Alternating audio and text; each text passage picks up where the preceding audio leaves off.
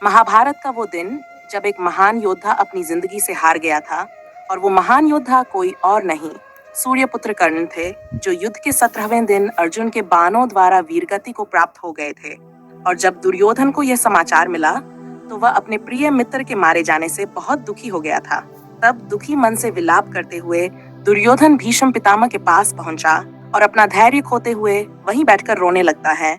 दुर्योधन के विलाप को सुनकर पितामह की नींद टूट जाती है और वह अपने पैरों के पास दुर्योधन को रोता हुआ देखकर उसे अपने सिराने बुलाते हैं। तब दुर्योधन पितामह के सिरहाने आता है और कहता है कि पितामह, आज मेरा मित्र कर्ण भी मुझे छोड़कर चला गया। आज मैं इस संसार में अकेला हो गया हूँ। इस तरह तो मैं दुशासन की मृत्यु पर भी नहीं रोया था, जैसे आज मेरे राधे के जाने पर मैं रो रहा हूँ। कर्ण की मृत्यु ने तो मुझे बिल्कुल ही कंगाल कर दिया है पितामह। इतना कहकर दुर्योधन फूट फूट कर रोने लगता है। तब पितामह कहते हैं कि इस तरह एक क्षत्रिय को रोना शोभा नहीं देता। राधे की मृत्यु उसके जीवन का इकलौता प्रसाद था। ये तुम्हें नहीं भूलना चाहिए कि उस महान योद्धा का जीवन किसी तपस्या से कम नहीं था। उस अभागे के जीवन में तो हमेशा अपमान ही आया था, इसलिए उसका जाना ही उचित था। और तुम उसे राधे समझने की भूल ना करना पुत्र। वो कौन्तेय था, तुम्हारा मित्र कर्ण कौन्तेय था पुत्र, और वह ये सब जानता था, लेकिन फिर भी तुम्हारे पक्ष में ही लड़ता रहा और लड़ते लड़ते वीर गति को प्राप्त हो गया। तब दुर्योधन हैरान होते हुए बोला, क्या कर्ण कौन्तेय था पितामह? माता कुंती का पुत्र, उन पांडवों का भाई, फिर भी वह मेरे पक्ष में युद्ध करता हुआ वीर गति को प्राप्त हो गया। क्या आप ये जानते थे पितामह की कर्ण उन पांडवों का ज्येष्ठ भाई है? हाँ पुत्र, तुम्हारे कर्ण का संपूर्ण सत्य यही है कि वह कौन्तेय था। तब दुर्योधन क्रोध में बोला कि आपने ये मुझे क्यों नहीं बताया पितामह? इस पर भीष्म बोले कि विष पीकर भी जिसके चेहरे पर मुस्कान हो, उसका भेद खोलकर उसे अपमानित नहीं किया जाता पुत्र। तो मैं कर्ण के इस बलिदान का अपमान कैसे कर सकता था? इसी कारण अपने रहते मैंने उसे युद्ध भूमि से दूर रखा, क्योंकि मैं नहीं चाहता था कि एक भाई के हाथों दूसरे भाई का वध हो। इस प्रकार कर्ण का सत्य जानकर दुर्योधन क्रोधित हो गया और बोला कि वो कर्ण कौन्तेय था पितामह, जिसके सामर्थ्य के आधार पर मैंने पांडवों से शत्रुता मोल ली। वो मेरे शत्रुओं का ही ज्येष्ठ भाई था और उसे भी इस सत्य का पता था। पितामह, अब मेरी समझ में आया कि क्यों उसने पांडवों में से किसी का भी वध नहीं किया। एक ऐसा छल, ऐसा विश्वासघात उस सूत पुत्र ने मेरे साथ किया। मैंने उसे सिंहासन दिया, सम्मान दिया, सत्ता दी, परंतु उसने मुझे केवल छल और कपट दिया और मेरे ही पक्ष में युद्ध करके मेरी ही पराजय की योजना बनाता रहा। पितामह, अब मुझे सब समझ आ रहा है कि क्यों कर्ण ने देवराज इंद्र को अपने कवच और कुंडल दान कर दिए थे, क्यों उसने निहत्थे भीम को जीवन दान दे दिया था, क्यों जब वह अर्जुन का वध कर सकता था तब उसने सूर्यास्त का बहाना बनाकर उसे भी जीवन दान दे दिया था। वह कोई जीवन दान नहीं था, वह छल था मेरे प्रति। मेरे प्रिय मित्र कर्ण ने मेरे साथ छल क्यों किया पितामह?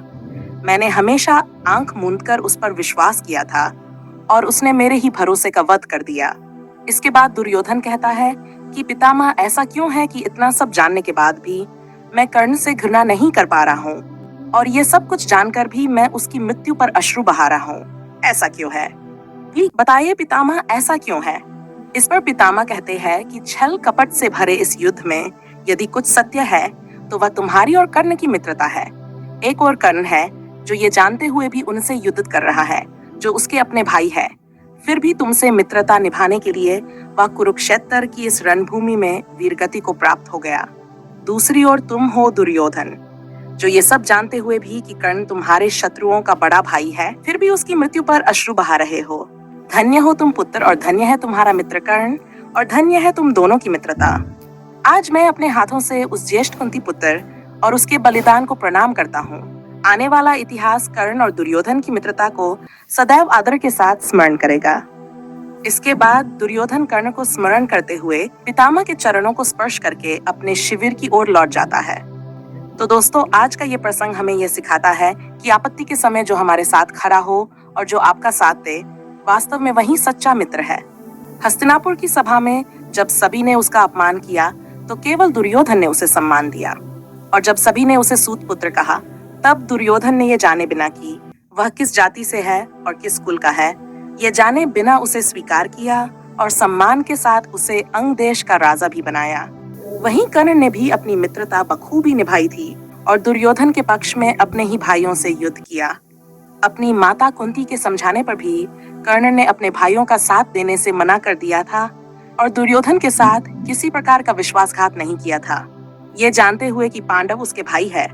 फिर भी रणभूमि में उनसे युद्ध करते हुए दुर्योधन के लिए अपने प्राणों का त्याग कर दिया, जबकि वह ये जानता था कि वह पांडवों का ज्येष्ठ भाई है और अगर वह उन्हें ये सत्य बता दे तो पांडव उसे सम्मान के साथ अपना राजपाट सब कर्ण को सौंप देंगे।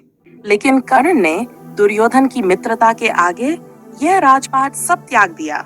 इसलिए कर्ण और दुर्योधन की मित्रता की मिसाल आज भी दी जाती है। तो दोस्तों, आपको ये प्रसंग कैसा लगा हमें कमेंट करके जरूर बताएं और ऐसे ही ज्ञानवर्धक वीडियोज के लिए हमारे चैनल सारस्वी ज्ञान को सब्सक्राइब करें। धन्यवाद। जय श्री कृष्ण।